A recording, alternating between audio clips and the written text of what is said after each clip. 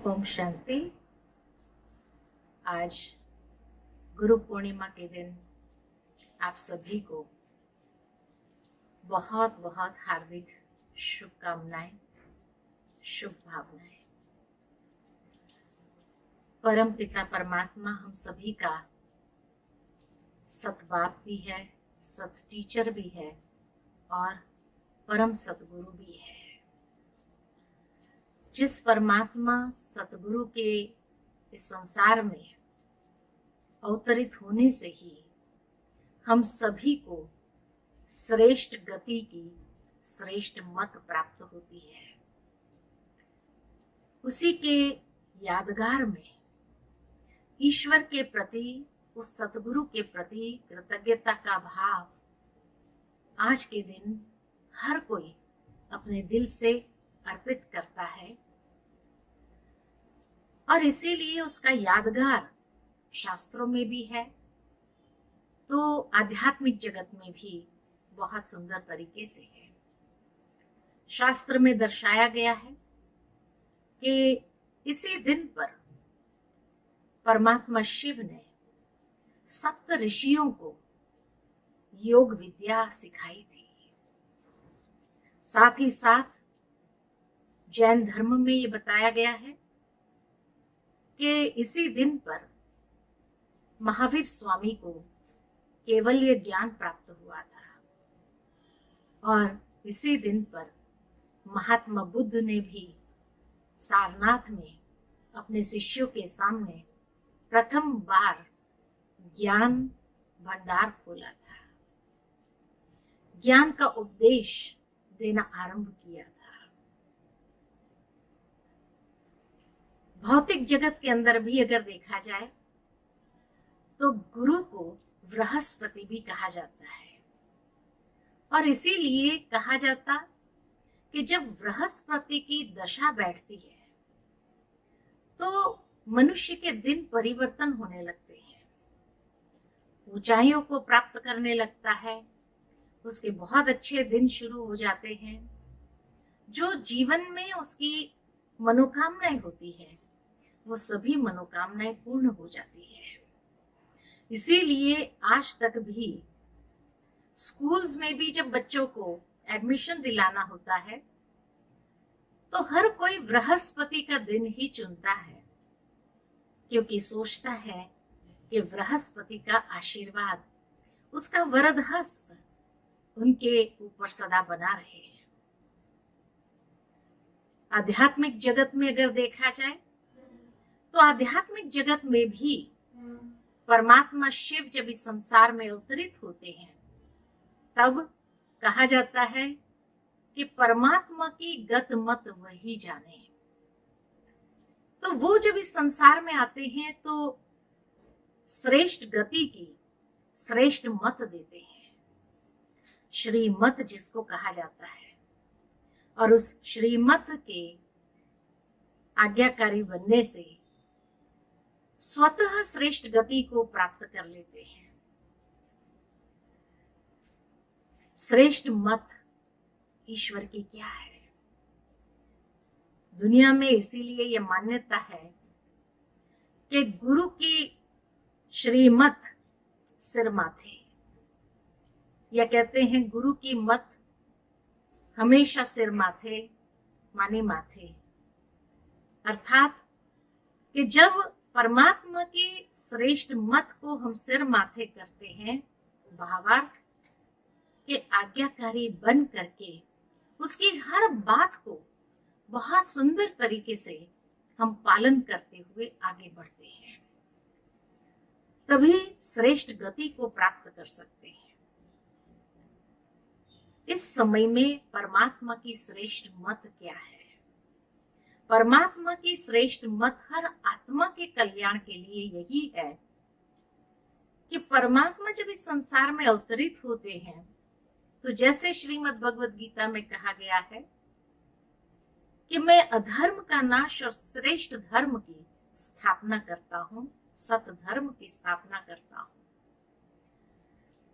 तो परमात्मा सतगुरु इस संसार में आकर के एक धर्म, एक राज्य एक भाषा, ऐसी स्वर्णिम दुनिया की रचना करते हैं।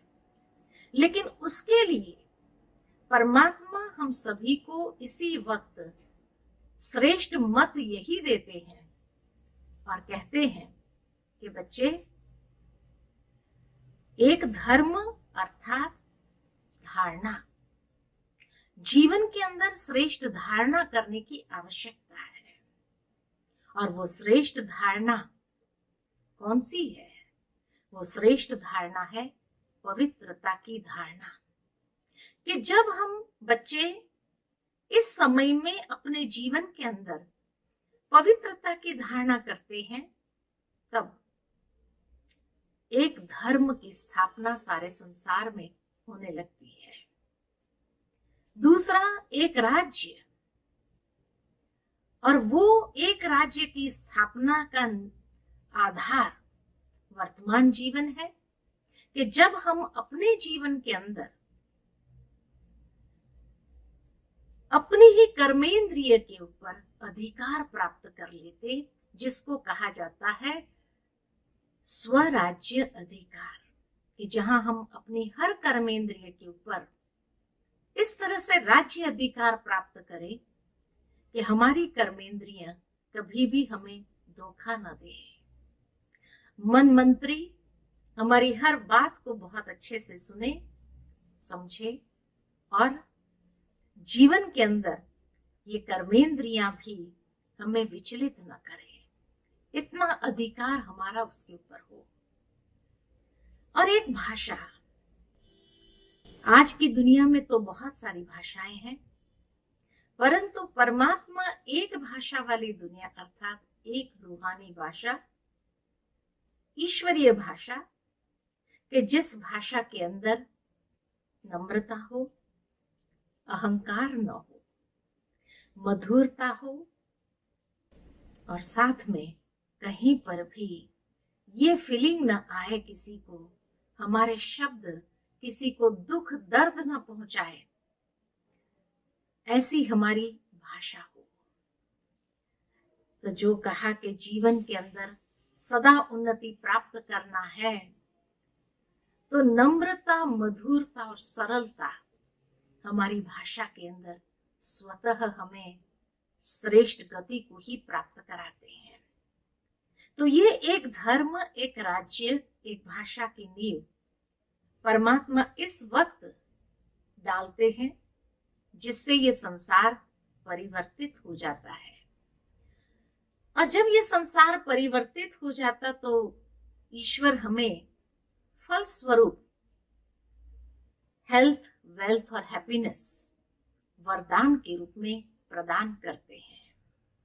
हेल्थ अर्थात आज संसार के अंदर हर कोई हेल्थ कॉन्शियस हो गया है, लेकिन आवश्यकता है आध्यात्मिक स्वास्थ्य की। आज लोग शारीरिक स्वास्थ्य के लिए जिम जाते हैं कि शक्तिशाली हो जाए, इम्यूनिटी बढ़ जाए, हमारे अंदर शक्ति आ जाए, परंतु उन सब का आधार आध्यात्मिक स्वास्थ्य है। कि जब आत्मा स्वस्थ, सशक्त और शक्तिशाली बन जाती है, तो उस आध्यात्मिक स्वास्थ्य से उसका मानसिक स्वास्थ्य, उसका शारीरिक स्वास्थ्य, उसका भावनात्मक स्वास्थ्य, तीनों ही बहुत सुंदर हो जाते, जिसको दूसरे शब्द में कहे मेंटल हेल्थ, इमोशनल हेल्थ और फिजिकल हेल्थ। तो आवश्यकता है कि स्पिरिचुअल हेल्थ को हम बहुत अच्छे से बनाएं। दूसरी बात, वेल्थ। दुनिया में आज इंसान धन कमाने के लिए कुछ भी करता है, लेकिन परमात्मा इस वक्त आकर के हमें सर्वश्रेष्ठ धन देते हैं, और वो धन है सद्गुणों का धन, साथ ही साथ श्रेष्ठ चरित्र का धन और श्रेष्ठ संस्कारों का धन। इतना समृद्ध कर देते हैं कि जिससे जीवन के अंदर कभी भी हमें कोई बात का अफसोस करना न पड़े,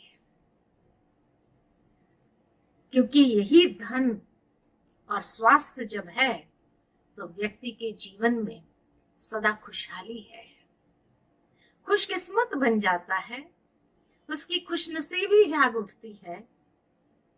हैप्पीनेस यानी सदा उमंग उत्साह, सदा खुशी में, आनंद में झूमता रहता है। तो ये हेल्थ, वेल्थ और हैप्पीनेस का वरदान भगवान हमें यहाँ ही प्रदान करते हैं। और फिर उस गुरु के प्रति हमारी दक्षिणा क्या होगी? महाभारत की बात याद आती है कि महाभारत के अंदर दर्शाया हुआ है कि जब पांडव और कौरव को गुरु द्रोणाचार्य जी विद्या दे रहे थे, चाहे शस्त्र विद्या हो और विद्या हो, तो उस समय कहा जाता है एकलव्य भी वहां आया कि गुरुजी मुझे भी आप विद्या प्रदान कीजिए। तब कहा कि ये तो राजकुमारों की विद्या का स्थान है, आपकी यहाँ एडमिशन नहीं हो सकती है। तब कहा जाता है कि एकलव्य वहां से चला जाता है, जंगल में जाकर के उसने गुरु द्रोणाचार्य जी की प्रतिमा बनाई, एक मूर्ति बनाई, और उसका ध्यान करते हुए उनसे वो प्रेरणा प्राप्त करता था कि जिस प्रेरणा से वो एक बहुत बड़ा धनुर्धर बन गया। इतना बड़ा धनुर्धर बन गया कि अर्जुन को भी पीछे छोड़ दिया। जब गुरु द्रोणाचार्य जी को ये बात मालूम हुई तो उसने कहा ये तो ठीक नहीं है। तो वो गए उनसे मिलने के लिए, देखा तो उसकी प्रतिमा रख करके वो साधना कर रहा था। तब कहा कि तुमने मेरी प्रतिमा रख करके विद्या प्राप्त की है तो गुरु दक्षिणा तो देनी होगी। कहा कुछ भी। तब गुरु द्रोणाचार्य जी ने उसका अंगूठा ले लिया। ये तो अन्याय की बात हो जाती है दुनिया के हिसाब से, लेकिन इस वक्त परम सतगुरु परमात्मा भी आकर हमसे हमारा अंगूठा मांगते हैं। अर्थात जीवन के अंदर उन्नति प्राप्त करनी है, सदा सफलता मूर्त बनना है, तो दृढ़ संकल्प बहुत जरूरी है। जब कोई भी बात का दृढ़ संकल्प करना होता है तो उसका साइन कहो, उसकी निशानी यही है। और जब उसको सफलता के लिए विश करना होता है तो भी लोग ऑल द बेस्ट यही कहते हैं, और ये कहते हुए उनको सफलता की शुभकामनाएं देते हैं। तो परमात्मा भी आकर के परिवर्तन के समय में हम सभी को यही कहते हैं कि बच्चे आप भी अपने जीवन के अंदर दृढ़ संकल्प करके सदा सफलता मूर्त बनो, ये वरदान साथ में दे देते हैं। और ये दृढ़ संकल्प का अंगूठा हम सभी से ले लेते हैं। तो कितनी अच्छी गुरु दक्षिणा हमें देनी है।